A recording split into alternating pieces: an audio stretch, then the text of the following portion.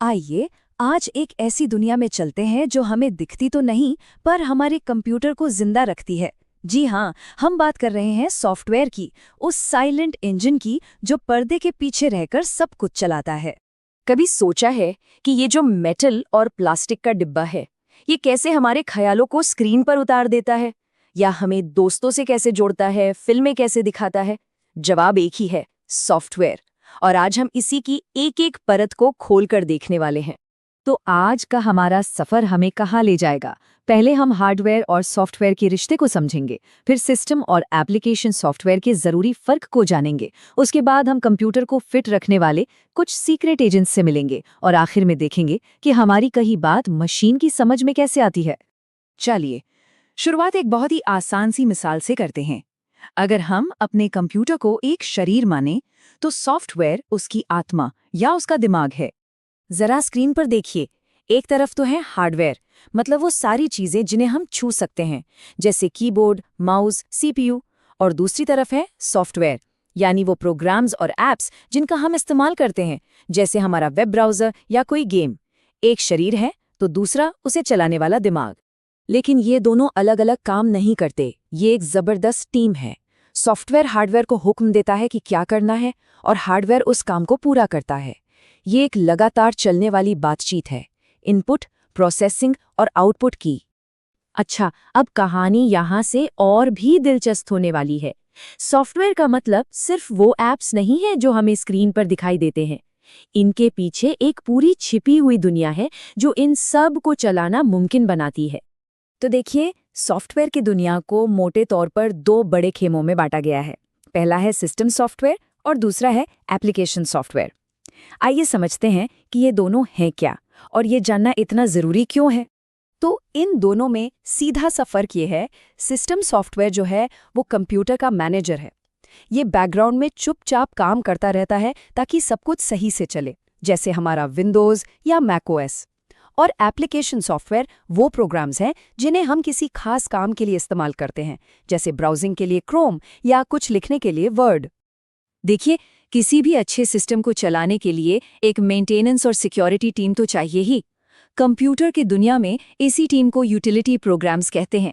ये वो गुमनाम हीरो हैं जो हमारे सिस्टम को हेल्थी और सेफ रखते हैं। तो अगर हम इसकी किताबी परिभाषा देखें तो यूटिलिटी प्रोग्राम्स ऐसे सॉफ्टवेयर हैं जो कंप्यूटर के रखरखाव और उसकी परफॉर्मेंस को बेहतर बनाने में मदद करते हैं। मतलब ये पक्का करते हैं कि सब कुछ एकदम मक्खन की तरह चले। तो इस टीम के पहले मेंबर से मिलते हैं एंटीवायरस सॉफ्टवेयर। सोचिए, ये हमारे कंप्यूटर का 24 घंटे वाला सिक्योरिटी गार्ड है। ये लगातार खतरों पर नजर रखता है और किसी भी वायरस को सिस्टम में घुसने से पहले ही बाहर का रास्ता दिखा देता है। इसके बाद आते हैं हमारे सफाई कर्मचारी, डिस्क क्लीनअप सॉफ्टवेयर। जैसे जैसे हम काम करते हैं, कंप्यूटर में डिजिटल कचरा जमा होता जाता है। ये प्रोग्राम उसी कचरे को साफ करके हमारी कीमती स्पेस बचाता है। और शायद इस टीम का सबसे ज़रूरी मेंबर बैकअप सॉफ्टवेयर। ये हमारी इंश्योरेंस पॉलिसी की तरह है।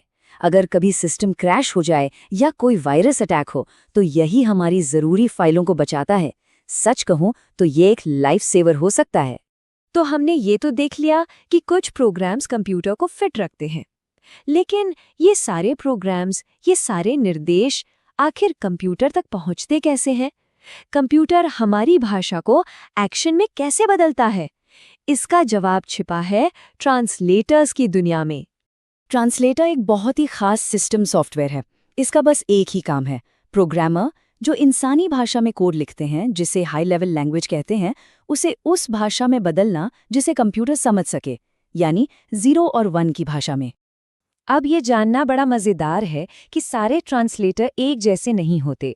कंपाइलर जो है वो पूरे प्रोग्राम को एक ही बार में पढ़कर ट्रांसलेट कर देता है। वहीं इंटरप्रेटर इसे लाइन बाय लाइन पढ़ता और चलाता है, और जहां गलती मिलती है वहीं रुक जाता है। और फिर आता है असेंबलर, जिसका काम बहुत स्पेशल है। ये एक खास भाषा, असेंबली लैंग्वेज को मशीन कोड में बदलता है, और यही हमें हमारे अगले पड़ाव पर ले जाता है।